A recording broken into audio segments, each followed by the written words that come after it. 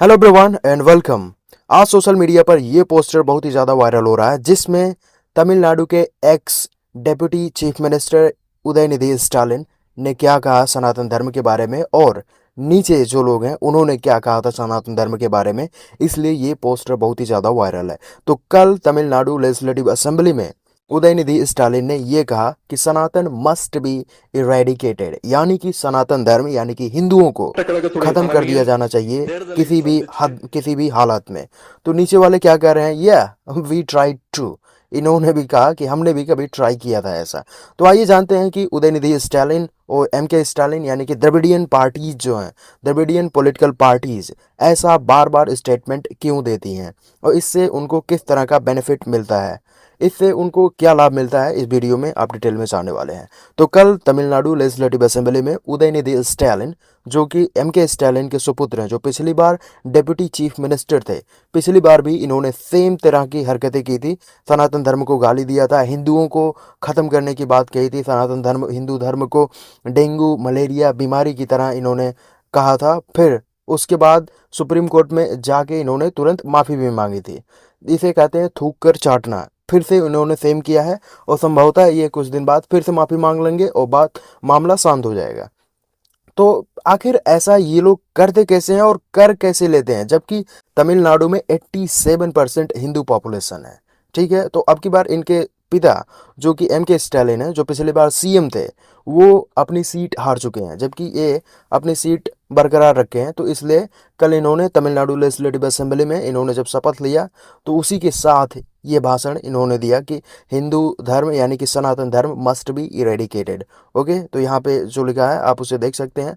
अब आगे चलते हैं कि ऐसा हुआ क्यों, और कांग्रेस डीएमके एडीएमके ये लोग सनातन धर्म यानी कि हिंदू धर्म यानी कि हिंदी हिंदू सनातन इन सब के विरोध में कैसे हैं, क्यों हैं। और जबकि नवनिर्वाचित तमिलनाडु के मुख्यमंत्री जो हैं जोसेफ विजय, जो कि एक क्रिश्चियन है, वे इसको हाथ फोल्ड करके और बिना कुछ बोले इन्होंने भी उसको सहमति दिया कि जो ये बोल रहे हैं वो भी बिल्कुल सही है। तो यहाँ पे आप देख सकते हैं कि कांग्रेसी लीडर जो हैं एक इन्होंने भी सेम बात दोहराई है। Congress leader JMH Asan Maulana has crossed every red line. He is openly celebrating that Tamil Nadu will never accept Sanatan Dharma and NDA's defeat is Sanatan Dharma's defeat. Okay इन्होंने जो कहा कोई बात नहीं, कहने दो, ये एक पॉलिटिकल लीडर हैं, ये कह सकते हैं, इनके पास फ्रीडम ऑफ स्पीच है, पर आप किसी को जेनोसाइड के लिए नहीं उकसा सकते। जबकि इस देश में 90% 87% पॉपुलेशन हिंदुओं की है। तो इसलिए ये जो माइनॉरिटीज़ हैं, क्या फ्रीडम ऑफ स्पीच के नाम पर ये कुछ भी बोल सकते हैं? क्या इनके द्वारा कही गई कोई बात सुप्रीम कोर्ट में चैलेंज नहीं की जा सकती, किसी भी कोर्ट में चैलेंज नहीं की जा सकती? यस, की जा सकती है, पर वही फिर इसके बाद एक्टिवेट हो जाएगा इन सब का विक्टिम कार्ड। विक्टिम कार्ड आप सभी बेहतरीन तरीके से परिचित होंगे कि विक्टिम कार्ड किसे कहते हैं। पहले दिखाओ कि हम कितने स्ट्रांग हैं, फिर जब जब सामने वाला पलट कर वार करे तो फिर दिखाओ कि हम कितने कमज़ोर हैं। That is called victim card. Okay, तो उसी प्रकार से कांग्रेसी लीडर्स और DMK AI Edapadi is out. That means Narendra Modi is out. That means Sanatan Dharma in Tamil Nadu is already out. It will not prosper in Tamil Nadu. I don't. Tamil Nadu is far ahead of all these things. You know, in the name of religion, I don't think one can speak over in Tamil Nadu. What the Honorable ex-Deputy CM had spoke is also right. And Tamil Nadu will not take up the Sanatan Dharma anytime. That is for sure.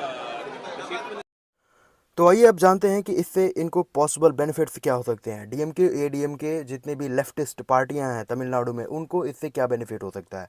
तो पहला benefit ये हो जाएगा कि mobilisation of core base, जो उनका core base है, voter bank है, जो उनके कोर वोटर्स हैं, उनको मोबिलाइज करने में ये सफल हो जाएंगे। ठीक है, और दूसरा हो जाएगा narrative control, keeps Dravidian model welfare plus social justice plus anti Hindutva ideology, इसको ये लोग सेट करने में सफल हो जाएंगे।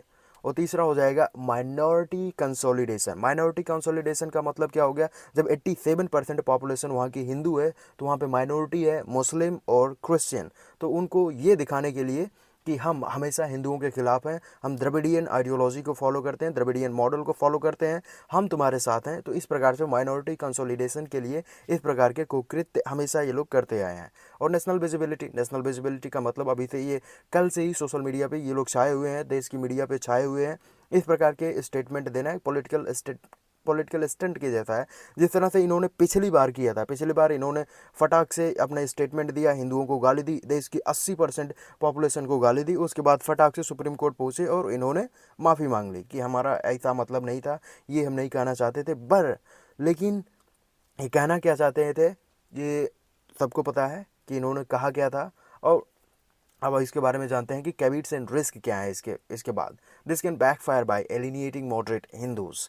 तमिलनाडु 87% हिंदू हैं, तो उनको एलिनिएट करना इनके लिए बैकफायर कर सकता है। बैकफायर का मतलब क्या हुआ, अब वो लोग अगर इनको फिर से इलेक्शन में जितवाते हैं, फिर से ये इलेक्शन कंटेस्ट करते हैं, फिर से पावर में आते हैं, अगर ऐसा फिर से रिपीटेड होता है तो इसका क्या सोल्यूशन हो सकता है। जबकि पिछली बार सुप्रीम कोर्ट ने क्लियर इंस्ट्रक्शन दिए थे, उसके बाद भी कुछ नहीं हुआ। ठीक है, तो यहाँ पे